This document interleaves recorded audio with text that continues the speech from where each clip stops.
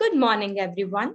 My fellow members of Group 5, Zainab, Suhaas, Sankalp, and I, Virti, are going to take you through a comparative study of the Bibendum and the Barcelona chair. This presentation will focus on modernist approaches of both the designers and how it affected form, structure, and the material used. We will also look into cultural influences and user experience. Our reason for choosing these chairs for the comparative study is that they belong to the same era of modernism. Yet one can see two completely different design approaches. How the traditional style of design was readopted in Barcelona chair and deviation of Bibendum chair from the modernist principle. We would like to give you an overview of both these chairs through this quick comparison. The Bibendum chair was designed by Eileen Gray and the Barcelona chair was designed by Mies van der Rohe. Both these chairs were designed in 1929. As we can see, the Bibendum chair is curvaceous and has a cantilever frame of legs, whereas the Barcelona chair is sleek, angular, and has a wide seated. The Bibendum chair was designed for Eileen Gray's Parisian Ferenc apartment, whereas the Barcelona chair was designed for German Pavilion at the International Exposition of 1929. Now, talking about the structure of the two chairs, the Barcelona chair has generally the same dimensions by being 2.5 feet long, 2.4 feet high, and 2.4 feet wide, while on the other hand, the Bibendum chair has different dimensions by being 2.9 feet high, 2.7 feet long, and 2.3 feet wide. As for the other aspects of the chair, the backrest and armrest are interesting ones, as the Barcelona chair's backrest is equal to the size of its seat and it entirely lacks an armrest, while on the other hand, the Bibendum chair's backrest is an enveloping cocoon-like structure that comes around the whole seat, providing its armrest as well. Now, talking about the seating, complying with Van der Rohe's famous saying that less is more, the seating of the Barcelona chair is wide and tufted. And while Van der Rohe shunned all decoration according to the principles of modernism, it was still considered a formalist chair due to its tufted seating. The Bibendum chair, however, has a simple, smooth leather seating and it deviates from the principles of modernism by being bulky in its design.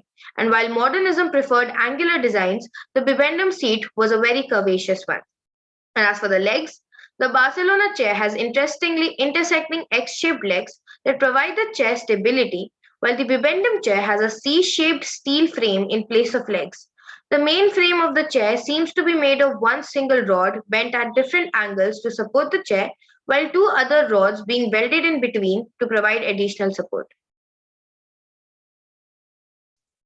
Now, let us look at the design inspiration.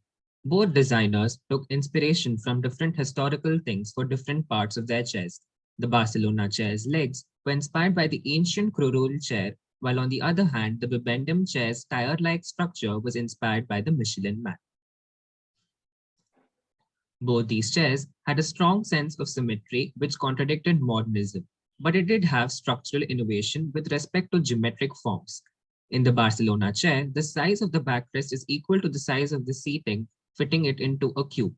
The Bibendum chair, on the other hand, had a circular seating which was bulky and voluminous in design, but its frame was sleek and minimalistic, following modernist principles. Moving on to materials. Choosing the right materials is one of the crucial stages of designing, as it's the material that highlights the salient features of a design.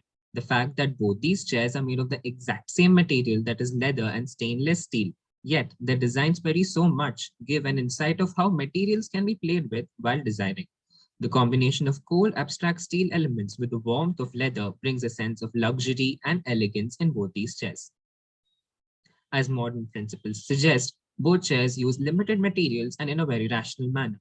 Industrialization and modernism majorly influence the selection of materials by bringing in a revolution, especially in terms of filling. Cotton, horsehair, burlap was replaced with foam rubber. Chromium steel became a substitute of stainless steel. The interesting forms of both these chairs invites a variety of users and their experiences. In case of the Bibendum chair, we see various seating and resting positions, making it ideal for a living room. The upright seating position with the cocoon-like backrest makes one feel claustrophobic. Despite that, it is used till date for lounging purposes in resorts and restaurants, making them more relevant to today's world. Coming to the Barcelona chair, it is more comfortable than the Bibendum chair as one can sit on it for longer hours. One can lie down as well, which also implies that it can be used in the bedroom. Tufted seat and backrest provides air ventilation. Popularity of both these chairs justifies their timeless designs.